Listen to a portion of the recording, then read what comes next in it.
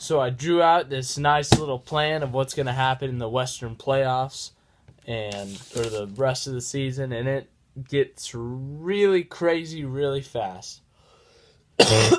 Sorry about that. Just started right now. So, top three, they're going to stay the same. Houston's going to stay the 1, Golden State's going to stay the 2, Portland stays the 3. Now, right now, remember this. Write this down somewhere. Utah's the 4, New Orleans the 5, San Antonio the 6, Oklahoma City the 7, Minnesota the 8, and the 9th seed is Denver. So, this is where it gets crazy. Here's what I have for Utah. Their remaining schedule: at the Lakers versus the Warriors, at Portland. I have them winning at the Lakers. Not easily, a little bit of a struggle, but they still win. They play Golden State at home. They win. They play at Portland. They lose that game, which puts them at 48-34. So the Utah Jazz are 48-34 heading into the playoffs. New Orleans, their last 2 games, at the Clippers and versus the Spurs. So at the Clippers, I have them losing that one.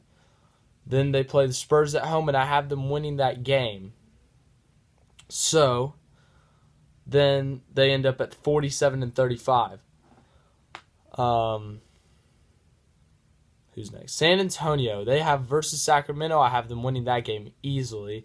And then at the Pelicans, which I have them losing, as I said about the Pelicans beating the Spurs. So that ends them at 47-35. Tiebreaker goes to New Orleans because of head-to-head. Oklahoma City, their last 2 games at Miami, I have them winning. And then versus Memphis, they will cruise to that victory because Memphis sucks and it's in Oklahoma City. Watch them lose that game just because I said that they're going to lose that game now.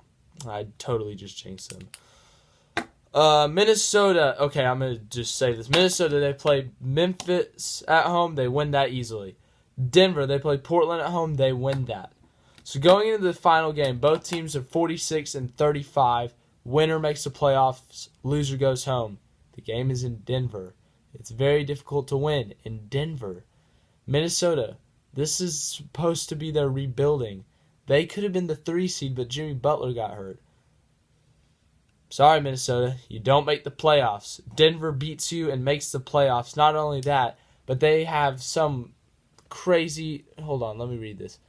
So, if the Spurs are tied with the Nuggets, the tiebreaker would go deeper because the 2 teams would be tied in head-to-head in conference record. The next tiebreaker is winning percentage and other teams in the Western playoff picture, and Denver wins the tiebreaker. So, the final standings would be Houston at the 1 playing the 8 seed San Antonio. That would be a great series to watch. The 2-7 will be Golden State playing Denver. So all these tiebreaker scenarios end up getting everything crazy, and it just gets super crazy. Portland would be playing New Orleans as the 3-6, and the 4-5, Oklahoma City would be the 4 with home court advantage, and Utah will be the 5. So all these tiebreakers and stuff, if you want me to explain, I'm going to explain them. It ends up getting super crazy. So the tiebreaker for the 48-34 teams, Oklahoma City and Utah, Oklahoma City just flat out wins head-to-head. They won the season series 3-1. That's why they have that advantage. That's assuming. This is all a prediction. Just keep that in mind. So, then you got New Orleans. They have the flat-out tiebreaker, won the season series against San Antonio. San Antonio, Denver, I kind of explained that. I don't understand what it means, but it works. And then that's it. That's all that's going to happen. So all this chaos is going to end up with Oklahoma City going from the 7 to the 4.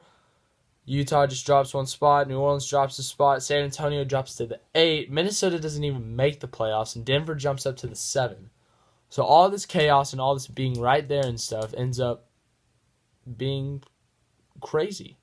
So that's what I got for my Western Conference prediction of what's going to happen and who's going to make the playoffs and who's not.